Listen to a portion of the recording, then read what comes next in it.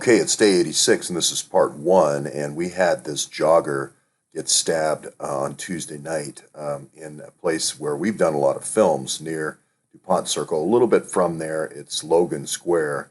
I've been here numerous times, and this young lady, 35-year-old lady, young gal, and a horrible picture, a pixelated image of the attacker.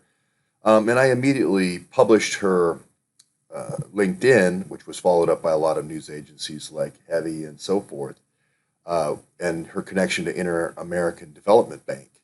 And again, she was working there during the time when you would have brought money in, when you would have laundered money in for the Democratic National Convention. I've done many articles, many videos on the connections between InterAmerican Development Bank and the DNC. And of course I was challenged. People said I made that up. So I just wanted to get a quick review here. Here she is, Wendy Martinez, and obviously a very nice place in Los Angeles. It's going to be a multi-million-dollar home in Los Angeles. But I traced her family back to Oyster Bay in New York. So with a gentleman named Zdenko Valun, Valun, V-A-L-I-N. So that'll be an interesting connection to follow. Deep Blackberry was the one who told me that Imran Awan worked for InterAmerican, and InterAmerican was the way they were bringing in these kids, like Wendy Martinez, etc. And then I don't know if she's adopted because of the Slavic-sounding name of her father or not, but I did say that this is a way of bringing kids in, the best and the brightest, but they still have a lot of allegiances to their home country. Talked to a whole lot of people in Congress, a whole lot of people at InterAmerica. That was the first company he worked for. And InterAmerica was the old New York Film Academy. InterAmerica is the CIA wing for Enter America. Get it? InterAmerica. Okay, that was June, and to just go through here, this is October. I think, October. Day 365, part 3. So InterAmerica, the program I was talking about, that RAO Speedwagon Abbas came in on, the one that Hasib Rana, I think, came into the United States on, I think Atif, I think Aman, Ahmad, and all the Awans, and Natalia Sova, and all the rest, I think are going to come in through a program called InterAmerica, which later becomes iConstituent down on M Street.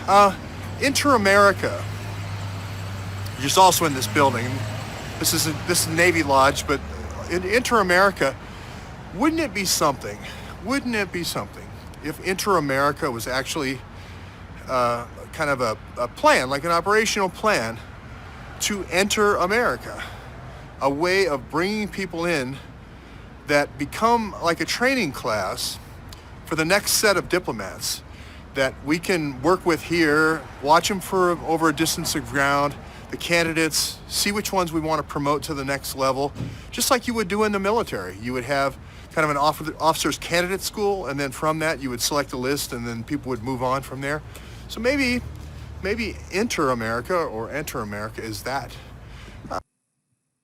This is right after the October sort of fake hearing in Congress, October 10th. You know, Luke mentioned all these wild internet people. There's wild speculators on the internet. Yeah, they mentioned like there's these suspicious activity reports where people are sending money to Pakistan. You know, when I said it was this guy, Pir Muhammad Shah, was a member of PSP, which is the Punjab Police Force, about April 15th. So, you know, about 4 or 5 months ago. And, by the way, it turns out it is actually, he did confirm today, Luke did confirm that the money transfers from Imran Awan were to Pakistani police. And he hasn't even said the name Pir Muhammad Shah yet. Syed Pir Muhammad Shah is who it's going to be, okay? The other thing I've been saying for about 4 or 5 months now is that Imran Awan started working in Congress in 2000, not 2004 like it had been widely reported. I said the company was InterAmerican. I said my source was Deep Blackberry. This is earlier. Now, I believe the real InterAmerica is down by the Navy Yard, but this is the InterAmerica that makes the software, the technologies. I believe they make a product called Smart Procure, which helps people procure stuff through the GSA system. Another blinking light there.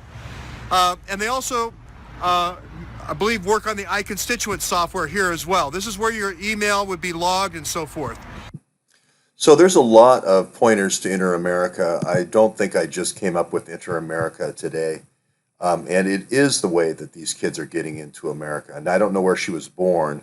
I think she was born in the United States, but it would be a bad thing if I went around with all my Russia oil mafia buddies and then went to other countries, brought kids like this back in, and take advantage of them without their knowledge. That would be a terrible thing.